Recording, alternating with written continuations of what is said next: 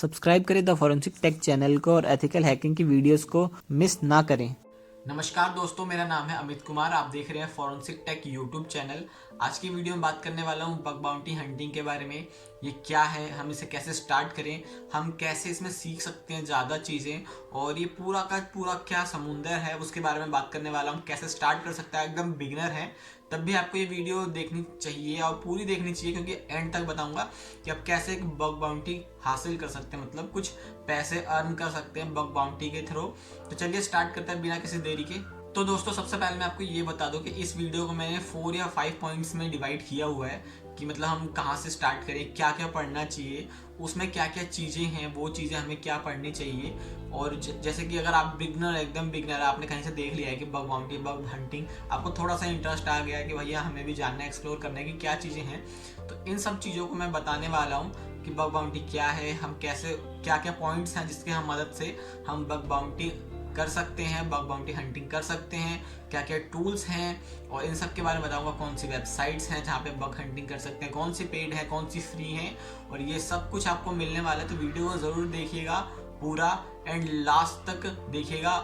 और एक लास्ट चीज़ बताने वाला हूँ, आप सब्सक्राइब जरूर कर लीजिएगा इस चैनल को, क्योंकि ऐसी वीडियोस आपको मिलती रहे। बेल नोटिफिकेशन जरूर ऑन कर लीजिएगा। अगर आप साइबर सिक्योरिटी, एथिकल हैकिंग में ज़रा सा भी इंटरेस्ट रखते हैं तो चैनल ज़रूर सब्सक्राइब कीजिएगा, क्योंकि मैं bug bounty, wasp, ethical hacking, cyber security और बहुत सारी टेक्नोलॉजी की चीज़ें इस चैनल पे लाने वाला हूँ। अगर आपने नहीं देखा है तो मेरी प्रीवियस वीडियो देख सकते हैं।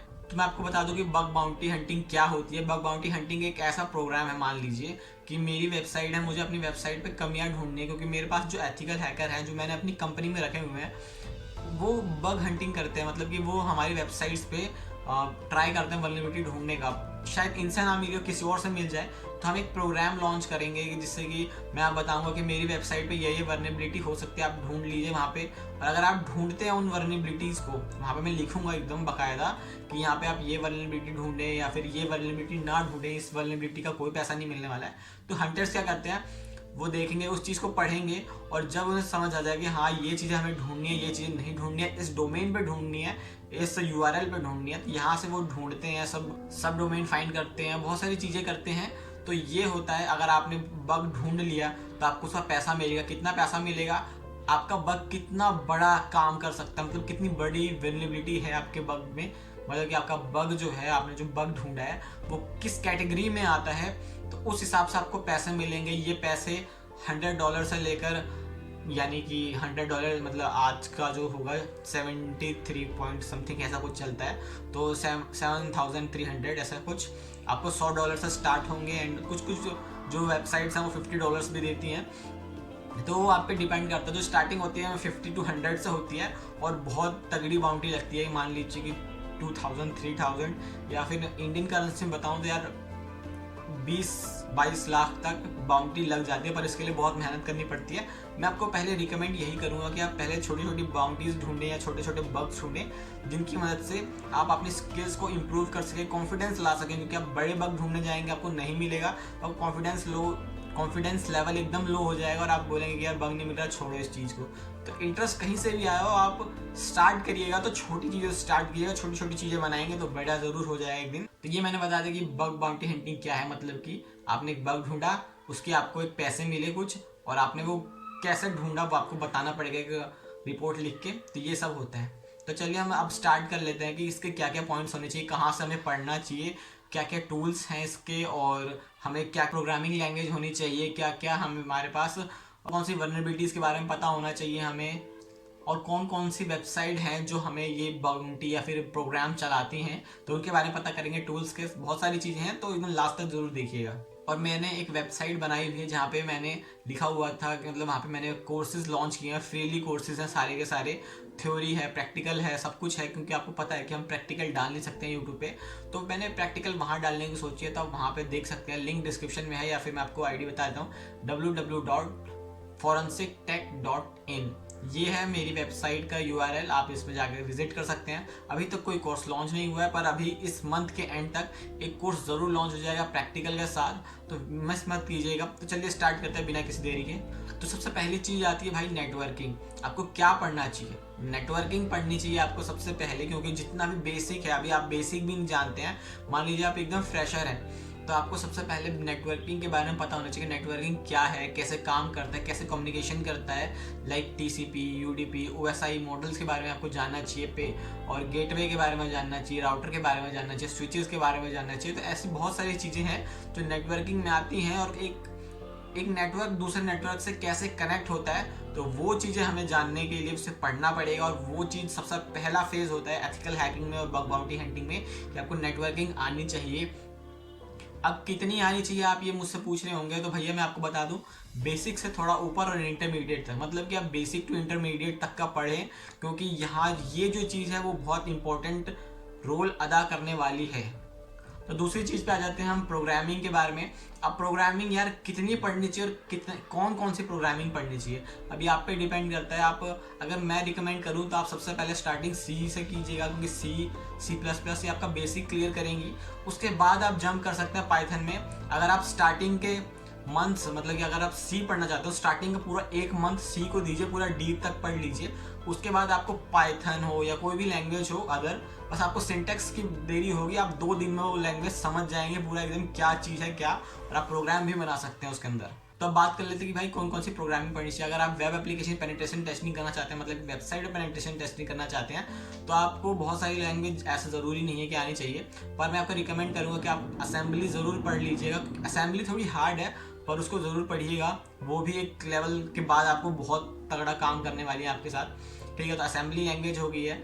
उसके बाद आती है हमारी C लैंग्वेज। C या C++ में कुछ भी कर लीजिएगा आप, दोनों के सिंटेक्स लगभग ही सेम है पर पूरा काम हो जाता है। उसके बाद आती है आपकी पाइथन के बाद है जावा स्क्रिप्ट है, PHP है, पर्ल है, रूबी है, बहुत सारी लैंग्वेज है। तो इन सबको आप अगर एक लैंग्वेज पढ़ लेंगे तो आपको पूरा सब कुछ सारी की लैंग्वेज आपको आइडिया हो जाएगा कैसी होती है। तो इन सब के बारे में था। और ये PHP भी है इसमें एक लैंग्वेज, तो उसको भी आप पढ़ सकते हैं। अब थर्ड पार्ट की बात कर ले तो थर्ड पार्ट आता है हमारा वर्नेबिलिटीज के बारे में। तो आप बोलेंगे कि हमें अब ये तो पढ़ लिया हमने प्रोग्रामिंग, अब हमें वर्नेबिलिटी फाइंड करनी है, कौन सी वर्नेबिलिटी फाइंड करें।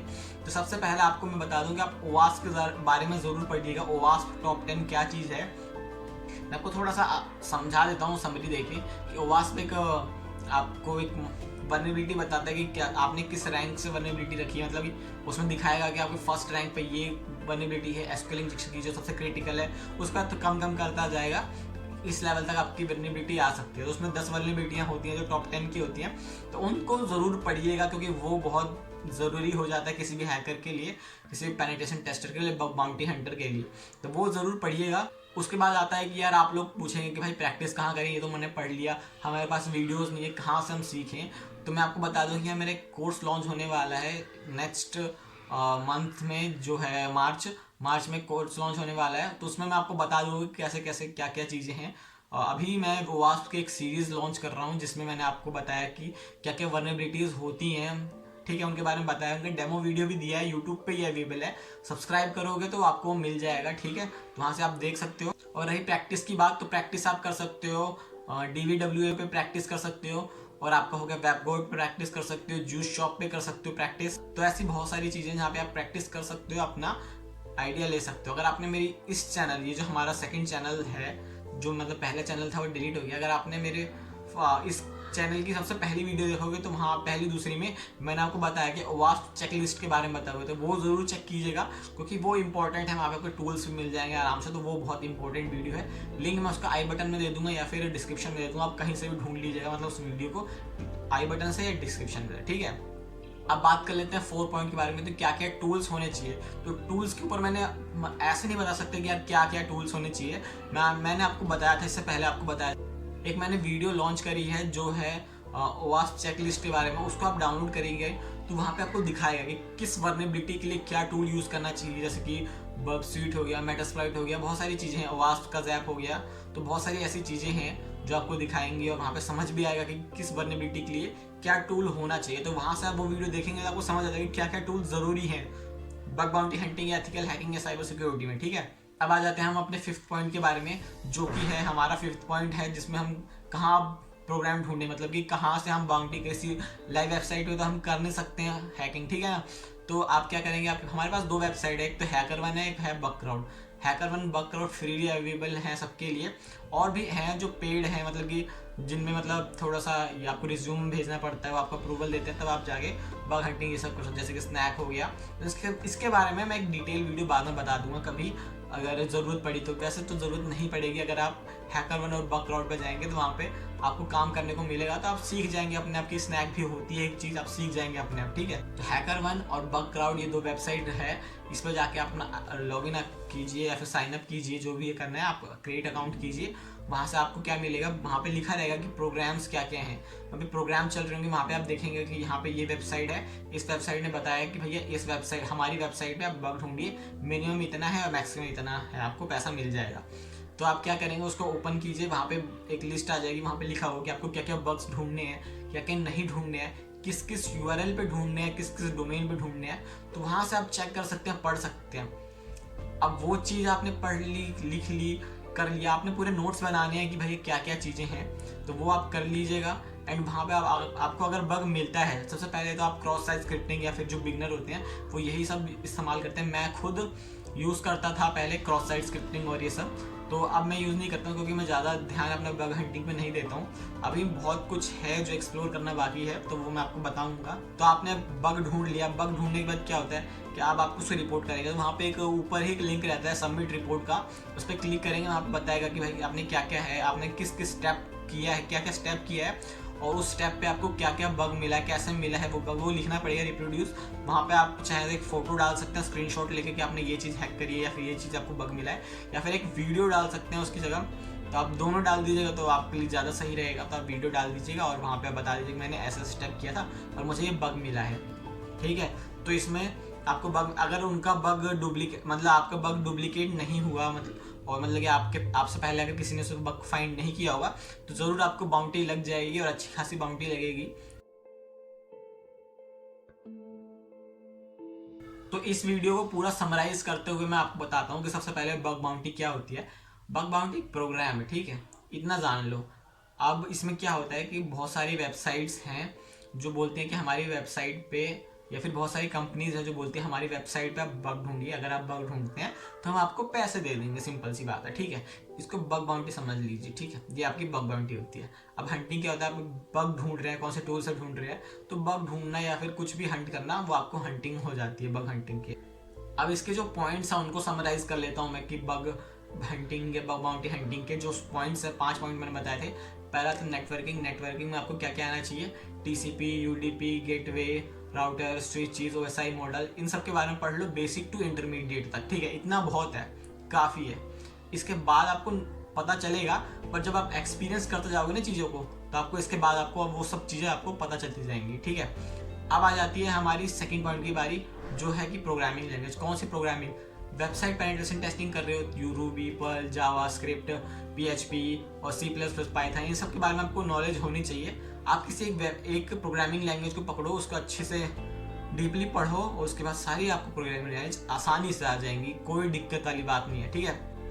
अब बात करें थर्ड पॉइंट के बारे में, जो है कि वर्नेबिलिटी। वर्नेबिलिटी आपको ढूंढनी है, तो वर्नेबिलिटी कैसे ढूंढोगे आप, पहले आपको वर्नेबिलिटी तो पता होनी चाहिए। तो सबसे पहले आप OWASP पे जाओगे, वहाँ पे देखोगे टॉप 10 जो बग्स हैं उनको पढ़ोगे, उनके बारे में पढ़ोगे। अगर आपने मेरी इसकी सीरीज़ नहीं देखी है तो लिंक डिस्क्रिप्शन में दे दूंगा, वहाँ पे आप OWASP की पूरी सीरीज़ देख सकते हो कि मैंने क्या क्या किया है, क्या क्या बग्स हैं, इनका क्या मतलब होता है, कैसे फाइंड किया जाता है, तो वो सब चीज़ें उनको देख सकते हो।